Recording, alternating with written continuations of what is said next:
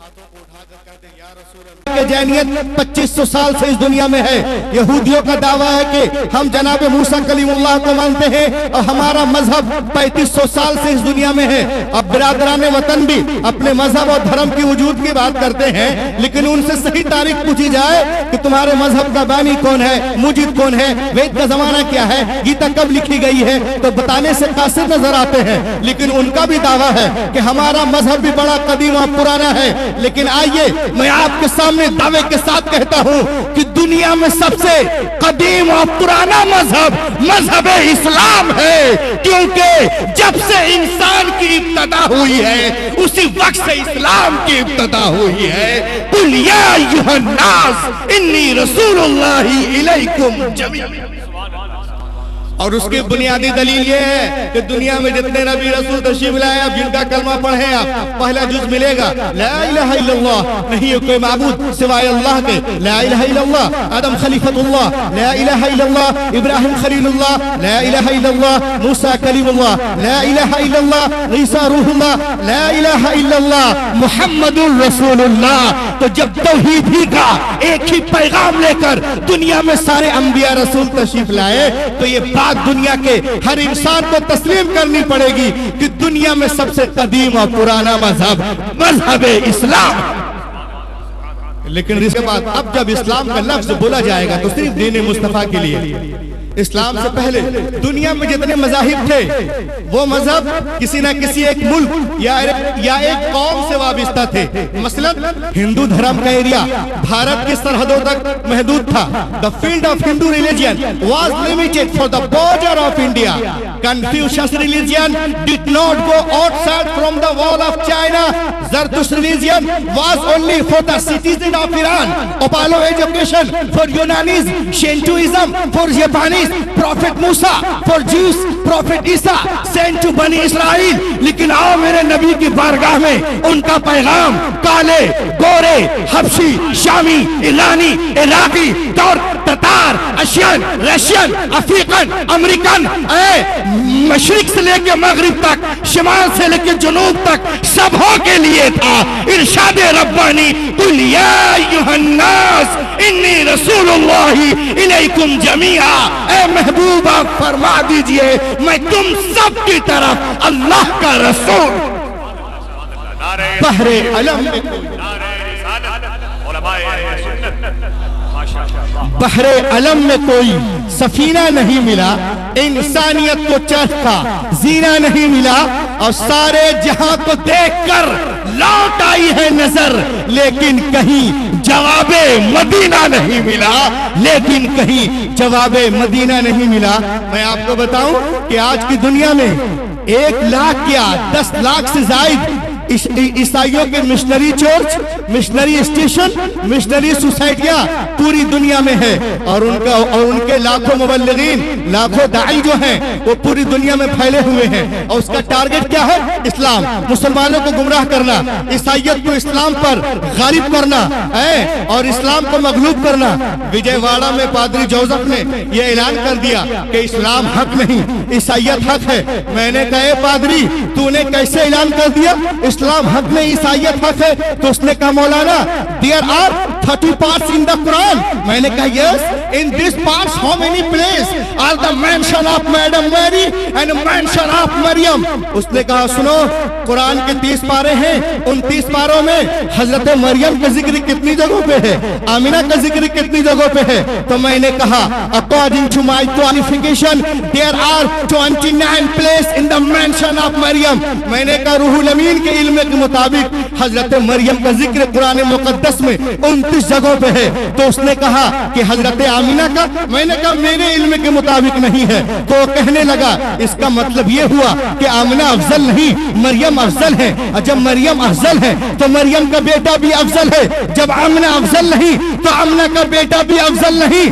میں نے کہا پادری سن مجھے یہ بتاؤ کہ بغیر باپ کے اللہ کے خصوصی لفظ کن سے کون پیدا ہوا؟ خصوصی لفظ کن سے کون پیدا ہوئے؟ حضرت عیسیٰ یا حضرت محمد؟ اس نے کہا حضرت عیسیٰ۔ میں نے کہا کہ یہودیوں نے برائی کا الزام کس پہ لگایا تھا؟ اس نے کہا مریم پہ۔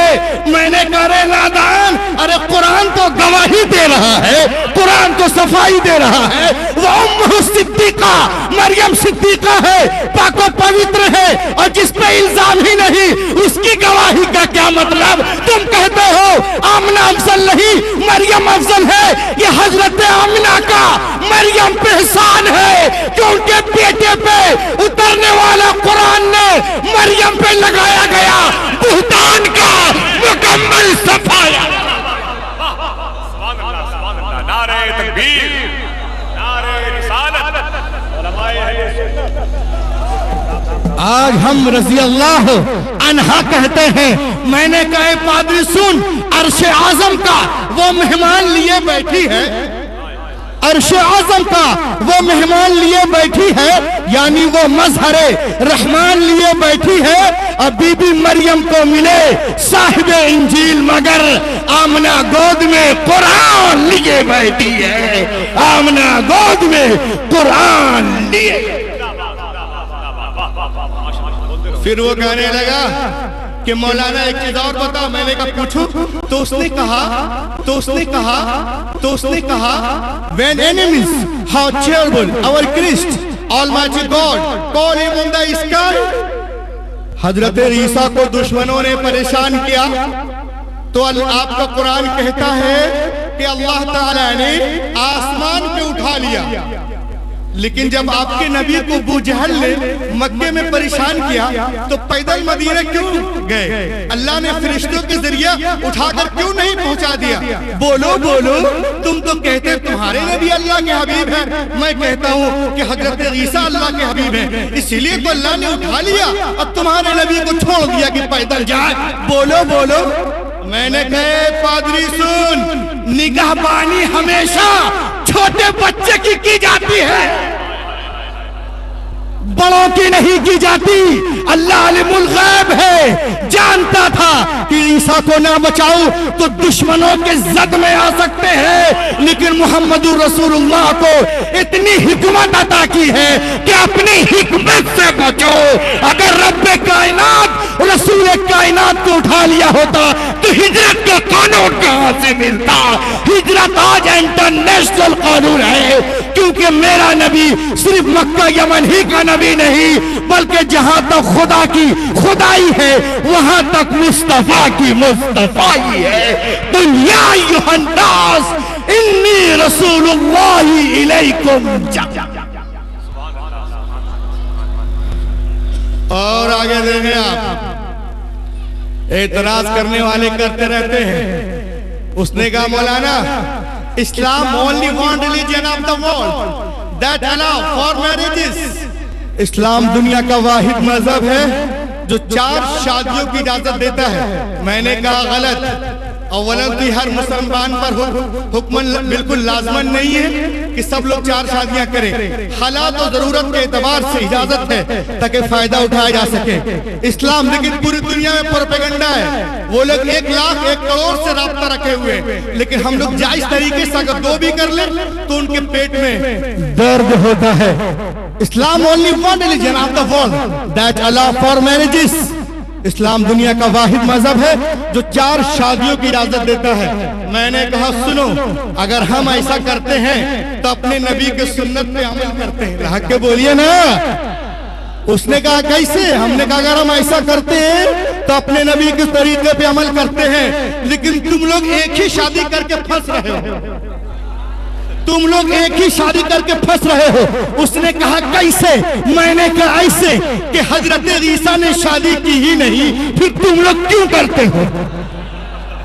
ہم اگر گھر بنائیں، we build the house, we implement the sunnah of our prophet Muhammad, peace be upon him۔ اگر ہم گھر بناتے ہیں تو اپنے نبی کے سنت پہ عمل کرتے ہیں، لیکن اے عیسائی لوگ تم لوگ گھر کیوں بناتے ہو؟ حضرت عیسیٰ نے کوئی گھر بنایا ہی نہیں۔ We put on shoes اگر ہم جوتا پہنتے ہیں we implement the sunnah of our prophet Muhammad, تو اپنے نبی کے سنت پہ عمل کرتے ہیں. مگر تم کیوں جوتا پہنتے ہو؟ حضرت عیسیٰ ہمیشہ ننگے پاؤں رہے ہیں. اگر ہم بزنس کریں تو اپنے نبی کے سنت پہ عمل کرتے ہیں. تم لوگ کیوں بزنس کرتے ہو؟ حضرت عیسیٰ نے کوئی بزنس کیا ہی نہیں ہے تو گلے میں سلیب لٹکائے ہو عیسائیت کا، اب عمل کر رہے ہو رسول اللہ کی سنت پر. ارے خدا کی قسم، ایک نہیں 1,00,000 سلیب کا پٹا گلے میں لٹکا لو، نجات نہیں ملنے والی. اگر تم نجات چاہتے ہو تو سلیب کا پٹا اتار کر پھینک دو، محمد کا اسم گرامی پہن لو، تمہارے لیے یہاں بھی کامیابی ہے وہاں. یہ اعتراض وہ اعتراض. میں آپ کو بتاؤں، اسلام سے پہلے تعدد ازدواج کے متعلق کوئی حد نہیں تھی. کسی کے پاس 10، کسی کے پاس 20. بیک گراؤنڈ دیکھیے، اسلام نے 4 کیوں مقرر کیا؟ کسی کے پاس 10 قرآن نازل ہونے سے پہلے، کسی کے پاس 10، کسی کے پاس 20، کسی کے پاس 100. زیادہ سے زیادہ شادیاں کرنا بڑے پن کی دلیل ہوا کرتی تھی. قرآن نے اس لگام کو لگام دیا، بے لگام کو لگام دیا. ایک حد مقرر کر کے زیادہ سے زیادہ کثرت کی تعداد 4 مقرر کر دی. میں پوچھتا ہوں اعتراض کرنے والوں سے، چاہے وہ توریت ہو، زبور ہو، انجیل ہو، وید ہو، اپنشد ہو، منو اسمرتی ہو، بھگوت گیتا ہو، آنگا ہو، رامائن ہو، تریپٹک ہو، زند ہو، اوستا ہو، دساتیر ہو، کہ بتاؤ ان کتابوں کے مطابق ایک شخص جتنی چاہے شادیاں کر سکتا ہے، جتنی چاہے بیویاں رکھ سکتا ہے، جتنی چاہے پتنیاں رکھ سکتا ہے. کوئی روک نہیں ہے، کوئی لگام نہیں ہے، کوئی حد نہیں ہے. لیکن قرآن میں شرط عدل موجود ہے، اور وہ ہے فواحدہ. تو ان لوگ کو مثنا و ثلاثہ و رباع 2، 3، 4 دکھتا ہے، لیکن فواحدہ ایک ہی کافی ہے. یہ ان لوگوں کو نہیں دیکھتا ہے. میں پوچھتا ہوں پادریوں سے کہ اپنی کتاب انجیل میں فواحدہ کا ہم معنی لفظ نکال کر دکھا دو. میں پوچھتا ہوں بشپ سے کہ اپنی کتاب توریت میں فواحدہ کا ہم معنی لفظ نکال کر دکھا دو. میں پوچھتا ہوں دھرم گروؤں سے اپنی کتاب ویدوں میں فواحدہ کا ہم معنی لفظ نکال کر دکھا دو. میں پوچھتا ہوں لاماؤں سے اپنی کتاب بھیمپت میں فواحدہ کا ہم معنی لفظ نکال کر دکھا دو. ارے خدا کی قسم، زندگیاں ختم ہو جائیں گی، نسلوں کے نسل ختم ہو جائیں گے، پشتوں کے پشت ختم ہو جائیں گے، مگر وہ فواحدہ کا ہم معنی لفظ نہیں نکال کر دکھا سکتے. اور آج ایک بیوی والے جس قانون پر امریکہ یورپ کو فخر ہے، وہ بھی قرآن ہی کا ایک حکم کا خلاصہ ہے.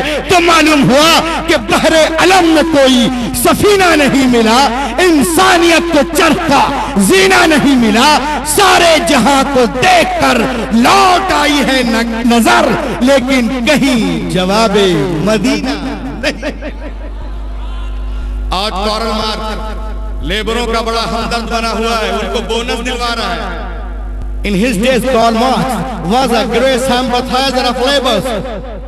He gave the slogan, the labor is God and God is the labor. حضور، لیکن کوئی عالم دین کارل مارکس کے پاس نہیں گیا تھا کہ تم لیبروں کے ہمدرد نظر آ رہے ہو، ان کو بونس دلوا رہے ہو. ارے میرے نبی کے زمانے میں کوئی فیکٹری بھی نہیں تھی، کوئی مل بھی نہیں تھا، لیکن میرے آقا لیبروں کا قانون، مزدوروں کا قانون 1400 سال پہلے بناتے نظر آ رہے ہیں. اور ارشاد فرماتے ہیں کہ تم مزدوروں کی مزدوری اس کا پسینہ سوکھنے سے پہلے دے دو. تو معلوم ہوا کہ دنیا دھیرے دھیرے اسلام کی طرف چل رہی ہے، بڑھ رہی ہے. اگر آج ہم نے قاعدے سے اسلام کا تعارف کرا دیا تو انشاءاللہ دوڑ دوڑ کر بڑھتی نظر. آج دنیا کہتی ہے کہ ہر انسان کو برابری کا درجہ دیا جائے، چھوٹے بڑے میں تفرقہ نہ کرو، کالے گورے میں تفرقہ پیدا نہ کرو. تم آج کہہ رہے ہو پیغمبر نے 1400 سال پہلے حضرت اپنے غلام حضرت زید کی شادی اپنی پھوپھی کی بیٹی سے کرتے نظر آتے ہیں، تو دوسری طرف صدیق اعظم کے رہتے ہوئے، فاروق اعظم کے رہتے ہوئے، عثمان غنی کے رہتے ہوئے، شیر خدا کے رہتے ہوئے حضرت بلال کو کعبہ کی چھت پر اذان پڑھنے کا حکم میں دے کر دنیا کو بتا دیا کہ محمد کا فیصلہ تو اتنا اعلیٰ ہے، نگاہ مصطفیٰ میں نہ کوئی گورا ہے نہ کالا ہے۔ تو اسلام میں کوئی رنگ نہیں، ایک ہی رنگ ہے، اب وہ ہے اللہ اس کے رسول کی اطاعت کا رنگ۔ اور جب یہ رنگ کسی مرد مومن پہ چڑھتا ہے تو پوری دنیا اسے پہچان لیتی ہے کہ یہی حضور نجیب ملت ہے، یہی گلزار ملت ہے، کیونکہ یہی وہ رنگ ہے جو ساری دنیا کو ایک رنگ میں رنگ سکتی ہے۔ صبغۃ اللہ ومن احسن من اللہ صبغہ، مائی فنیشنگ پوائنٹ، والسلام علی من اتبع الہدی۔ سبحان اللہ سبحان اللہ۔ مائک پر نعت کے 3 شعر کے تحفے کے لیے جناب محترم مبارک حسین مبارک جھارکھنڈ تشریف لائے۔